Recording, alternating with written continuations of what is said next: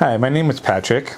I worked with Alex from 2002 to 2006, and we have met through the Acura NSX Club way back in the 90s. And I needed a job. Alex gave me the job. And I'm here to actually tell about some of the valet stories that I went through back in the day. And the first story would be the first day I worked valet parking. I got to the restaurant. The manager said, "Hey, we have a party of 100 coming in right away." I was like, okay. So I'm waiting for my partner to show up. And an hour went by, he didn't show up. And I'm parking these cars. I had no idea what to do with the tickets. Just completely clueless. I'm parking all these cars in the back of the parking lot.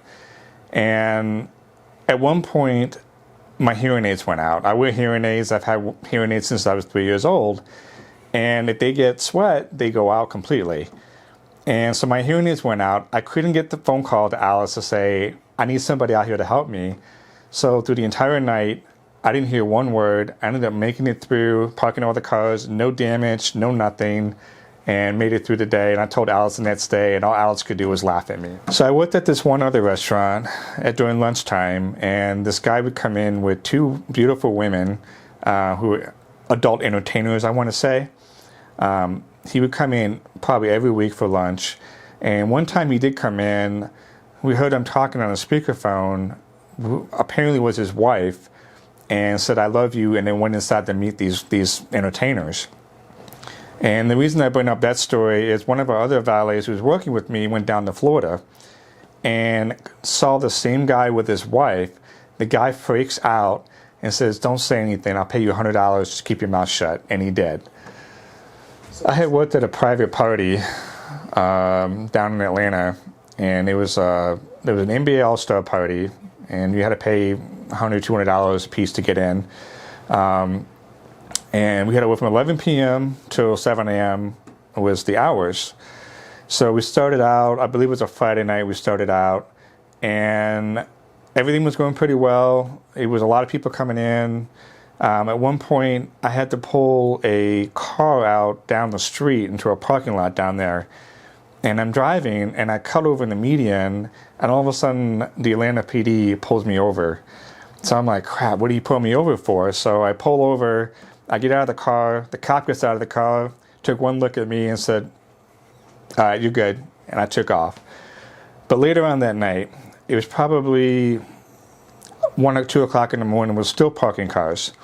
And one of our valets was trying to pull around this really tight corner, clips a pickup truck, just runs into the side of it. And I'm looking at this whole thing, I'm thinking, great, we're going to be in so much trouble. There was two guys sitting out on the side. They were screaming, hollering, "Oh man, I saw that, I saw that. Man, if you get me into the party, I won't say anything, I promise." But needless to say, we couldn't get him in the party. But at 3 o'clock in the morning, it rolls around, and the booze runs out. And it was chaos. Everybody came out all at once. We had keys strung apart. We could only get cars as fast as we could get them. I remember that story too, because that's where I think, let me interject, we actually had, this party was 3 days long, and they divvied the alcohol up. Is this the one where they divvied the alcohol up into 3 days? Yep. So the first day, once it hit, all the alcohol was filled up or used up. Actually, everybody left. Yeah. So at 3 or 4 o'clock in the morning, we saw about 200 or 300 people standing in front of us. Right? Yep. It was awful. It was awful. That was crazy. And they were pissed. There were people pulling keys out, and it may not have been their own key. They were just grabbing keys, thinking it was their key. It was Honestly, crazy. I have to admit, that was probably our first private party that we ever did. Yeah. So we were kind of disorganized on that. And that was, what, 2003 maybe? Yeah, probably around there. Yeah, it was crazy. Crazy party. So another restaurant I worked at, we had a really nice couple come in. He would tell me, I treat everybody the same, whether, it's the bartender in the restaurant, the server, the valet.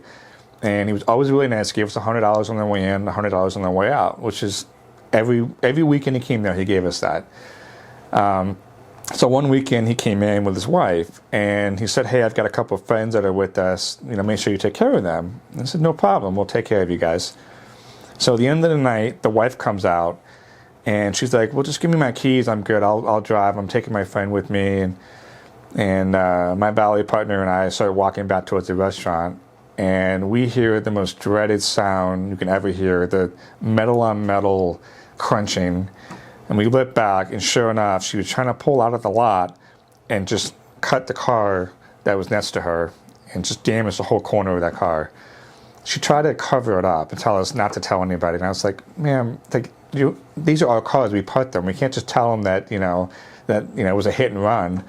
And so she was nice enough. They actually own car dealerships. So she's like, okay, well, here, just give them my card and we'll get them fixed up. And they did. And the next time they came in, they gave us $200 and said, don't tell anybody in the restaurant that this happened.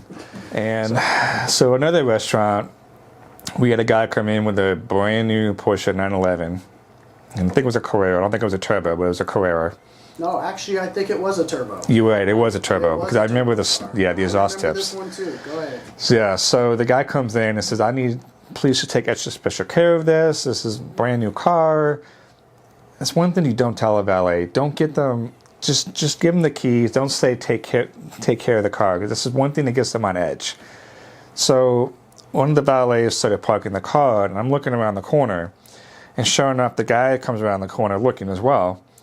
The valet's backing up the car, and these spots, we have a bunch of VIP spots in this one area, and there's very long parking spots. And so he's backing the car in, and all of a sudden, I'm about to run over and tell him to stop, because he keeps backing up and backing up and backing up. He backs it all the way up on the curb, destroys the entire under part, the rear of the car. The guy was pissed. He was so pissed off. And so, lesson learned on that one, especially on a Porsche, don't back the car up so much. I think we were lucky there because we only had to replace the exhaust tips. Yeah. Even then, I think it was $900 to replace the tips. It was not cheap. It was brand new. Which would have been a 996 maybe? It was a 996, yeah. 996 turbo. And he backed up and scratched those tips of those things. That was... You remember the valet's name? Shane. That was Shane. Shane. Exactly. Yeah. That was Shane that did that one.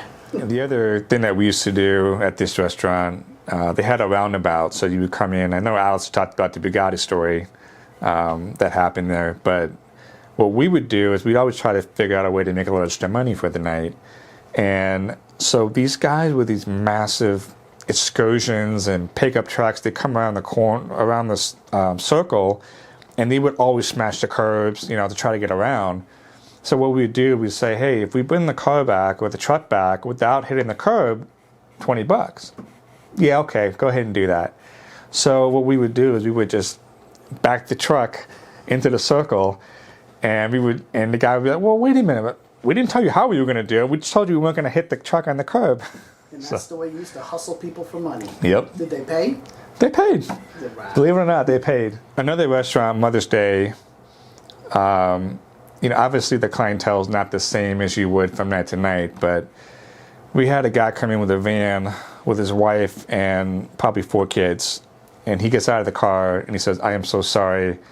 My kid puked in the back on the way over here. It's probably going to smell. And I'm like, oh, geez. So I get in the van.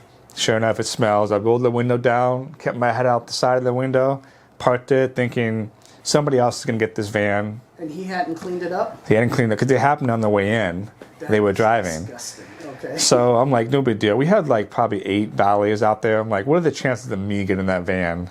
And sure enough, I'm the one that had to get that van. And it's been out baking in the sun for at least 2 hours. And I get in the van, and it smelled so bad. I had to put my head out the window to bring the van back around. I'm shocked you guys didn't leave the windows down. Yeah, that was our first mistake. Well, I definitely appreciate you being out and coming out to tell the stories. I know some of the other valets wanted to do so, and I thank you, and you're going to be the first one to go down in history. Sweet. Thank you so much. I appreciate it. Thank you.